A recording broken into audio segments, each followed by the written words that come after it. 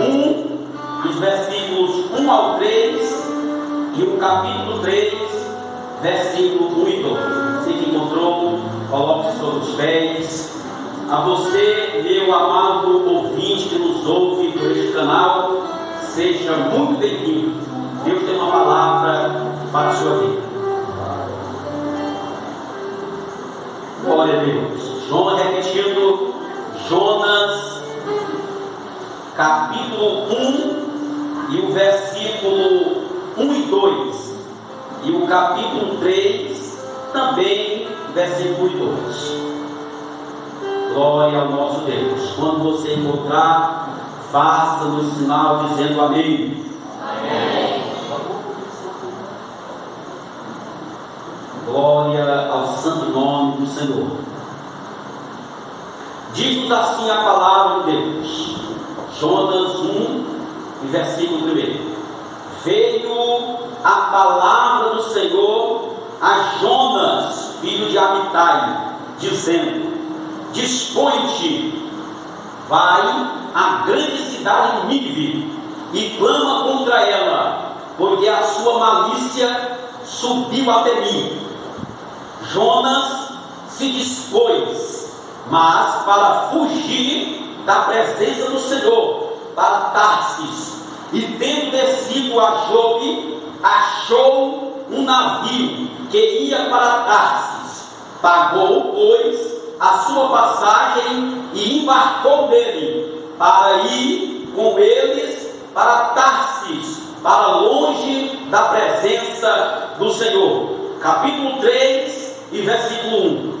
Veio a palavra do Senhor segunda vez a Jonas, dizendo: Dispõe-te, vai à grande cidade de Nínive e proclama contra ela a mensagem que eu te digo. Inclina a sua cabeça. Deus eterno e bendito, eis aqui a tua palavra, meu Pai, que foi lida. Fala conosco, Senhor, no decorrer desta palavra, nessa exposição, Senhor. Fala aos nossos corações o que precisamos ouvir da tua palavra. Que a tua palavra, Senhor, tenha alvo aos nossos corações. Que a tua palavra, Senhor, venha falar fortemente, poderosamente, trazendo renovo, trazendo restauração, trazendo vida, meu Senhor, trazendo, meu Pai querido, salvação, meu Deus, despertamento do Senhor. Fala, Senhor, porque os teus servos ouvem, meu Deus, que a tua palavra venha cair como orvalho sobre a terra seca. Fala o que precisamos ouvir, Senhor, nessa noite, é o que te pedimos e te agradecemos no nome de Jesus. Aceite-se exaltando ao que vive para sempre. Nós estamos diante do livro do profeta Jonas. Jonas, que é um dos 12 profetas menores, o único dos 12 profetas que a sua mensagem é um relato histórico, certo? Podemos dizer que Jonas é o único livro dos 12 profetas que é um livro histórico. Não tem nenhum vacinho, uma profecia lançada, ou para a geração presente, ou posterior, certo? Muito embora ele era um profeta, ele era filho de Amitai, da cidade de Gate-Efé, cidade próxima ali da fronteira dos filisteus. O nome Jonas significa pomba ou mensageiro. Jonas, o tempo que ele viveu foi no ano 780 a.C., aproximadamente, e ele viveu nos tempos do rei Jeroboão II de Israel. Ele também profetizou no tempo desse rei Jeroboão II, e esse rei, apesar de não ser um rei piedoso, apesar de não ser um rei convertido, mas ele profetizou na vida desse rei, e esse rei deu uma grande vitória para Israel. Porém, nessa segunda chamada de Deus para esse profeta, ele, como nós sabemos, ele não foi fiel ao chamado do Senhor. Diz o texto bíblico: veio a palavra do Senhor a Jonas.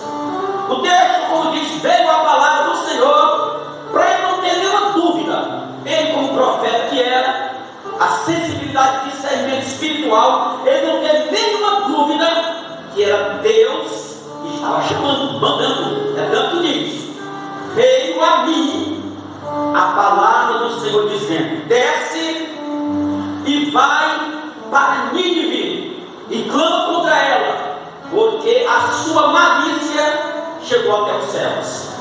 Fato semelhante a esse nós observamos lá em Sodoma e Gomorra, só que lá foi anjos mesmo, literalmente. Aqui foi anjo, mais um anjo pessoa, que é a palavra anjo do hebraico malach, significa mensageiro também. Então, de certa forma, o profeta, o missionário também é um mensageiro, também é um anjo de Deus, nesse sentido. E quando Deus deu a ordem para ele ir para Nínive, capital da Assíria, o país da Assíria, uma nação mau, truculenta, perversa e rebelde contra Deus. É tanto que o clamor da sua malícia tinha chegado até o céu, até Deus, e Deus envia o profeta lá para trazer uma mensagem de juízo. No entanto, o profeta orgulhoso e temeroso desobedeceu a Deus. Deus mandou ele ir para Nínive, ele pegou um outro navio indo para Tarsis. Deus mandou ele para o continente da Ásia, ele está indo para a Europa. Tarsis fica na Europa. Ele está indo para totalmente contrário o que Deus mandou ele fazer. E ele pega o barco para fugir da presença de Deus, como se isso fosse possível, como se fosse possível o homem fugir da presença de Deus. Talvez ele tenha se esquecido lá do Salmo 139 e versículo 7 ao 10, que diz: como fugirei da tua presença? Porque se eu subir aos céus, aí tu estás. Se eu descer ao mais profundo abismo, até lá a tua mão me encontrarás. E se eu descer ao profundo dos mares, até lá a tua mão me alcançará. Talvez eu não tenha se esquecido dessa declaração de Deus. Talvez eu tenha se esquecido de Isaías 40, verso 12, que Deus tem os mares na palma da sua mão. Ele tem os mares, os oceanos, na concha da sua mão. Talvez ele tenha esquecido disso. E quando ele pega o navio para fugir, até aí vai tudo bem. Estão fugindo de Deus, porque eles nutriam uma cultura, o Deus de Israel. Então é Deus de Israel. Lá em Moab é Quemóis, lá na Finícia é Dagon, e aí vai. Eles nutriam essa crença, o Deus de Israel. Mas Deus não é Deus só de Israel, Ele é Deus do universo. Louvado seja o nome do Senhor. Deus não é Deus só da igreja, Assembleia de Deus, Cafarnaum. Deus é Deus do universo. Eu não gosto dessa expressão, o Deus dessa igreja, porque eu estou reduzindo ele. Ele é Deus do universo. Aleluia, Ele é Deus sobre tudo e sobre todos.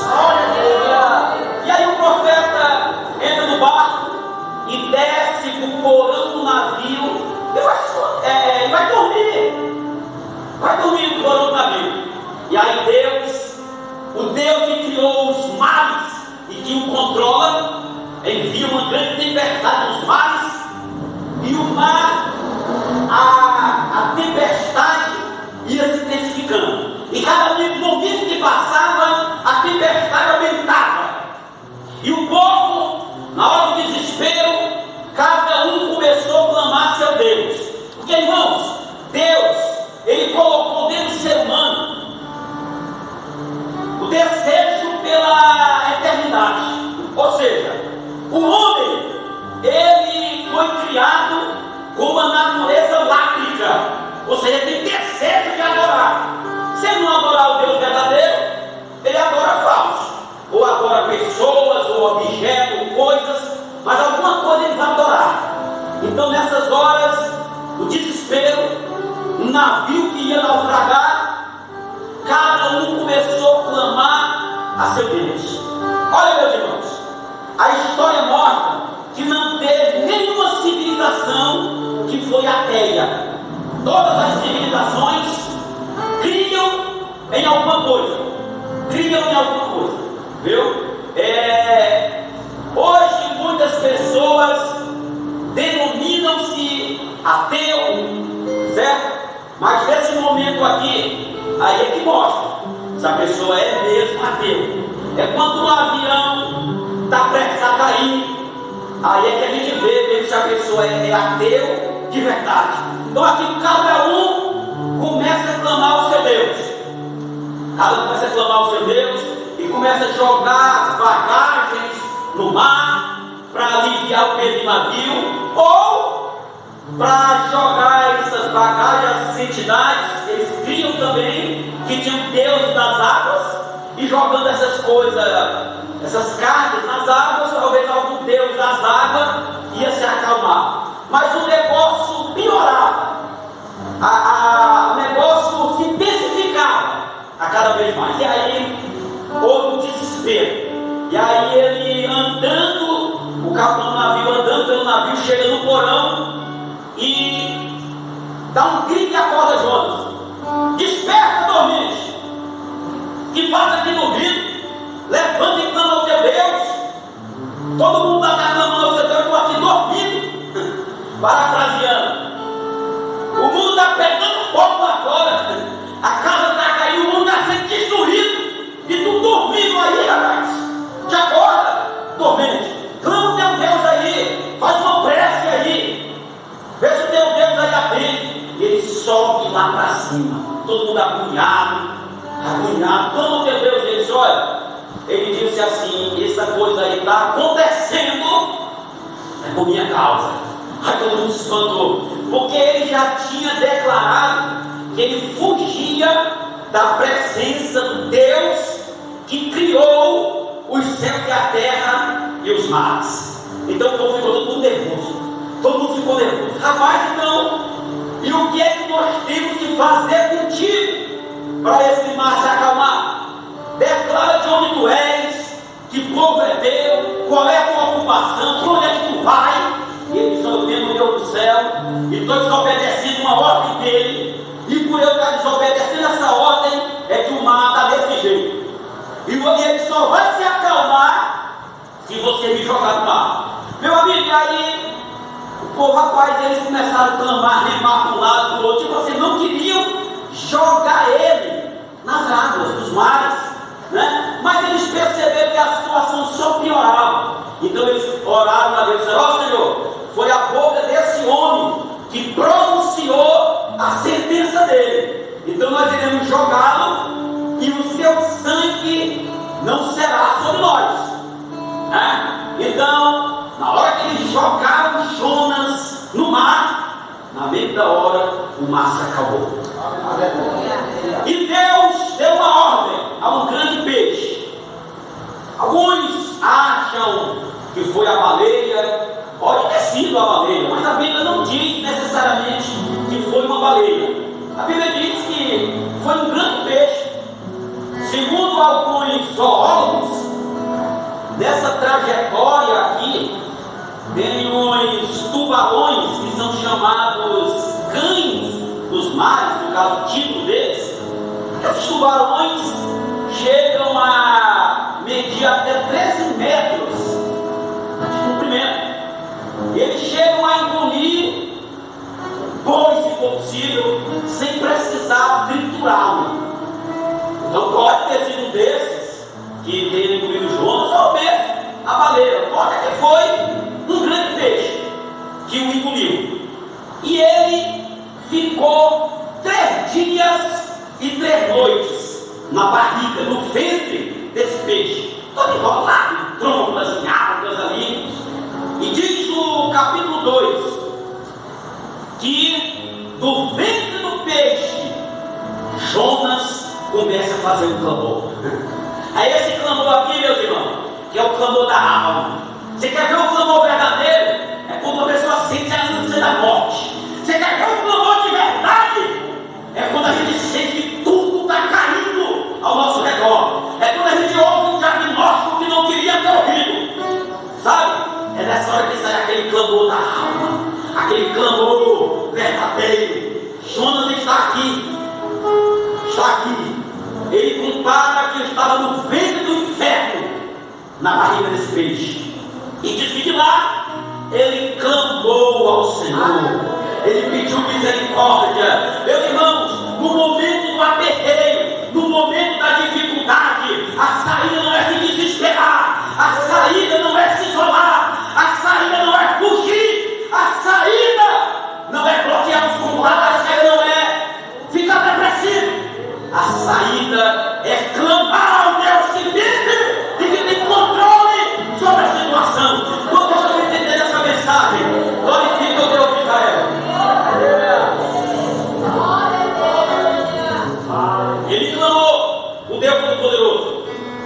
E de lá, Deus ouve ele. No ventre do peixe começa a clamar: Deus, tem misericórdia da minha vida, atende o meu clamor, eu vou te obedecer agora. E ele faz oração, voltando-se para Israel, porque Salomão, quando inaugurou o templo, disse: Senhor, e se o teu povo, para onde forem lançados, para terra distante, se arrepender, se humilhar e clamar, voltando para essa cidade e para esse templo, ouve a sua oração e perdoa.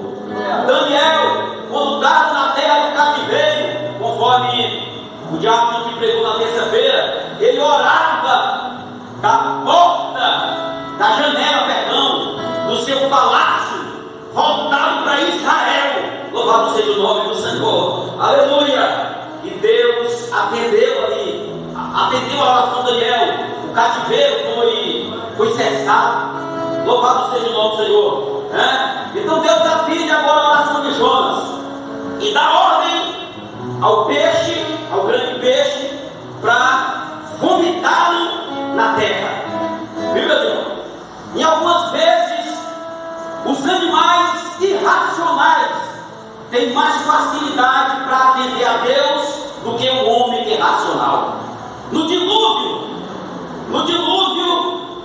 120 anos, Noé pregando que viria um dilúvio e o povo não ouviu. Quando Deus fala para os animais, Deus fala só uma vez, e os animais ouvem a voz de Deus. Deus mandou Jonas, não atendeu, mas na hora que Deus mandou o peixe foi e atendeu prontamente. Viu, meu irmão? E aqui, conforme diz o escritor, toda vez que o homem pretende navegar para longe de Deus, Satanás prepara o barco. Toda vez que o homem quer se desviar de Deus, quer ir para longe de Deus, o inimigo prepara o transporte. Estão entendendo? Para fugir de Deus, foi mais devagar. Ele fugiu no navio, mas para voltar foi no submarino, por debaixo da água. E mais ligeiro. Porque quando Deus coloca os voos, ele puxa. E o cabra bem ligeiro. Bendito seja o nome do Senhor. Então Deus ordena o peixe. E o peixe vomita ele na terra. E agora, entre comigo aqui na mensagem. Eu já estou partindo para a conclusão. Entre comigo. Vamos lá para Nínive. Esse homem agora vomitado na terra. Lá. Imagine como é que está o semblante desse homem. Um semblante de assombro. Esse homem passou 3 dias e 3 noites dentro do peixe, dentro da barriga do peixe, imprensado. Imagine, começando agora é vomitado fora. Um homem cheiroso, né? Cheirando só peixe cheira muito, né? Perfume extraordinário. Então esse homem cheiroso, né? O cabelo parecendo manga, aquela manga inteira enfiada, chupada. A roupa parece que tinha sair de dentro da boca de uma vaca, desengonçado. E aí sai agora pelas ruas de Nínive, caminhando. Nínive é uma grande cidade, era necessário 3 dias para atravessá-la. 3 dias. Então Nínive, Jonas caminhando na rua principal de Nínive. Nínive, segundo os historiadores, era uma cidade, ela foi construída por Assur, um dos principais reis. Foi Assurbanipal e também Senaqueribe. Esse Assurbanipal, ele mandou murá-la todinha.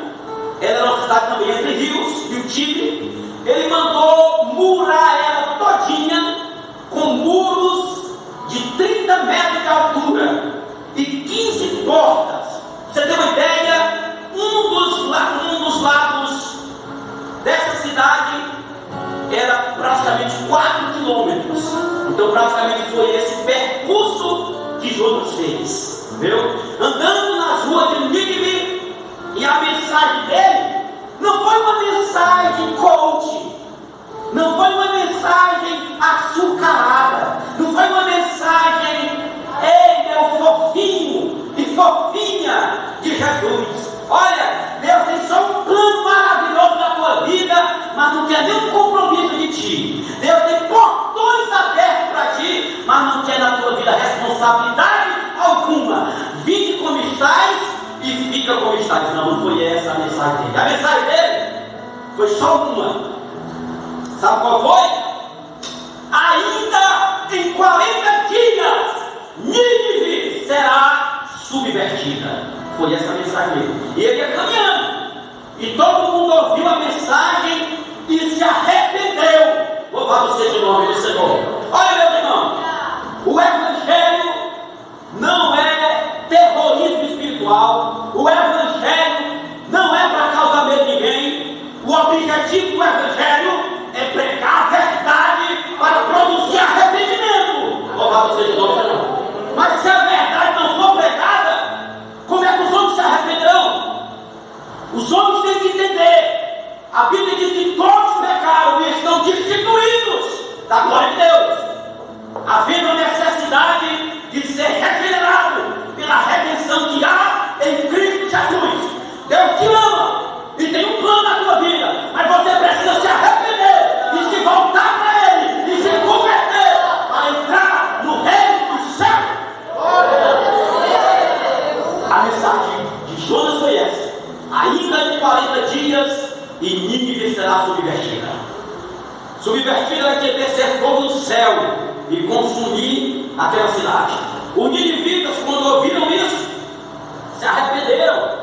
Talvez eles se lembraram, um episódio como esse já aconteceu em Sodoma e Gomorra. Talvez esse será o segundo. Todo mundo da cidade começou a se arrepender, tiraram as roupas belas, as roupas de grife, e vestiram agora pano de saco e jogaram terra na cabeça e se sentaram na cinza. O rei, quando ficou sabendo, apesar de Nínive ser uma cidade perversa, uma cidade má, uma cidade idólatra, foi essa também uma das razões que Jonas não queria ir. Entendeu? Quando o rei ouviu, o próprio rei se levantou do trono, tirou a coroa da cabeça, rasgou as vestes reais e se vestiu de pano de saco, botou cinza na cabeça. Agora ao invés da coroa, ele bota cinza na cabeça, terra, e vai se sentar na cinza e dá um decreto.